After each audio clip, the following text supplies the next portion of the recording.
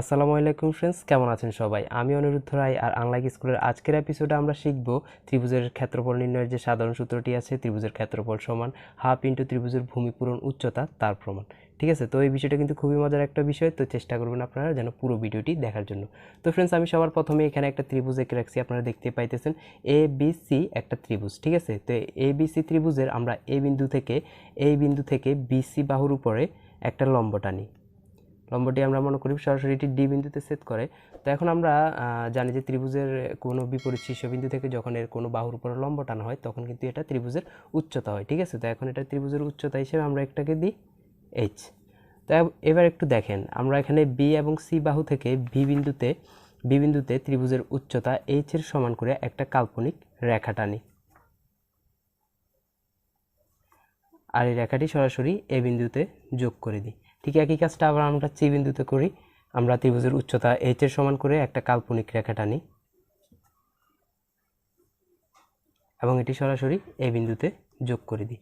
ঠিক আছে, তো এখন যেহেতু আমরা এইচ এর সমান করে এই কাল্পনিক রেখাগুলো টানছি, তাহলে এইটাও এইচ এবং এইটাও হচ্ছে এইচ। আর এই যে পুরো যে নিচে আমাদের ত্রিভুজের ভূমি আছে সেটা আমরা মনে করি বি। তো এখন দেখেন, মনে করি এটা ফি, এটা হচ্ছে কিউ। তো এবার একটু দেখেন, P A B D, F A B D এই জিনিসটা কিন্তু হচ্ছে একটা আয়তক্ষেত্র। তো আপনারা বোঝার ক্ষেত্রে আমি একটু আলাদা করে লিখতেছি। দেখেন,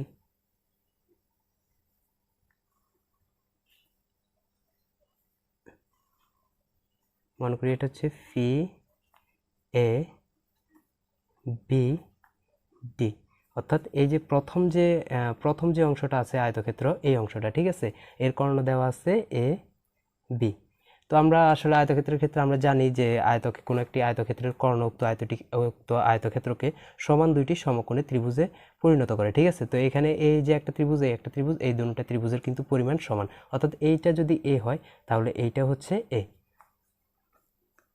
তো এই আয়তক্ষেত্রটির ক্ষেত্রফল কি হয়, এখানে এ প্লাস এ যদি আমরা যোগ করি তাহলে কিন্তু এখানে এই আয়তক্ষেত্রটির ক্ষেত্রফল আমরা পাইতেছি, অর্থাৎ এ প্লাস এ, এটার ক্ষেত্রফল অর্থাৎ 2a। ঠিক আছে, তো এইবার আসি এ এ কিউ ডি সি, অর্থাৎ দ্বিতীয় অংশটা। ঠিক আছে, এটা আমরা একটু আলাদা করেই লিখি,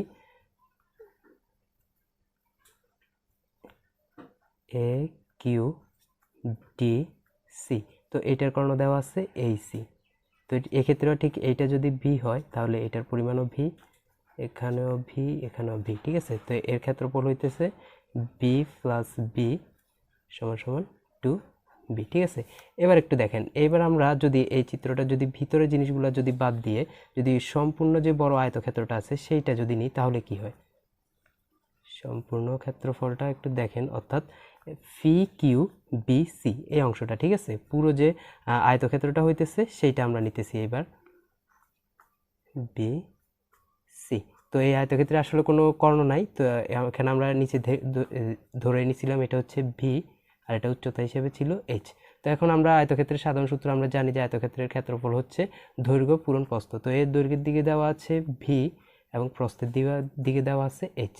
তো এইটা হচ্ছে এই অংশের ক্ষেত্রফল। এবার একটু দেখেন, আমাদের কিন্তু ত্রিভুজের ক্ষেত্রফল নির্ণয় করতে হবে। ঠিক আছে, ত্রিভুজের ক্ষেত্রফল। তো এখানে আমাদের যে ত্রিভুজটা আঁকছিলাম সেটার ক্ষেত্রফল কি হইতেছে, যদি এখানে দেখেন প্রথম অংশ হচ্ছে এ এবং দ্বিতীয় অংশ হচ্ছে বি, যদি আমরা এ আর ভি যদি যোগ করি তাহলে কিন্তু আমরা ত্রিভুজের ক্ষেত্রফলটা পাই যেতেছি। তো আমাদের এ প্লাস বি বের করতে হবে। তো এর জন্য কি করতে হবে একটু দেখেন, এখানে যদি আমরা লিখি প্রশ্ন মতে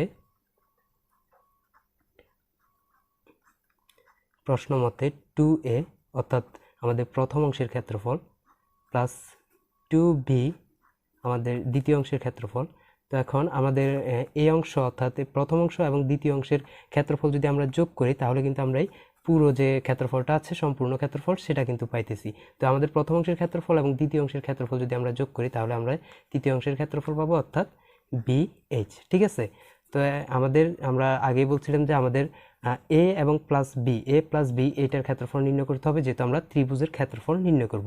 এখানে আমরা 2 যদি কমন নিই তাহলে এ প্লাস ভি আর এখানে দেওয়া আছে বি এইচ।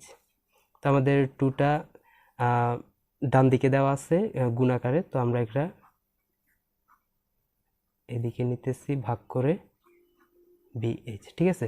তো এবার একটু দেখেন আমাদের A প্লাস B হচ্ছে আমাদের সম্পূর্ণ ত্রিভুজ, ঠিক আছে।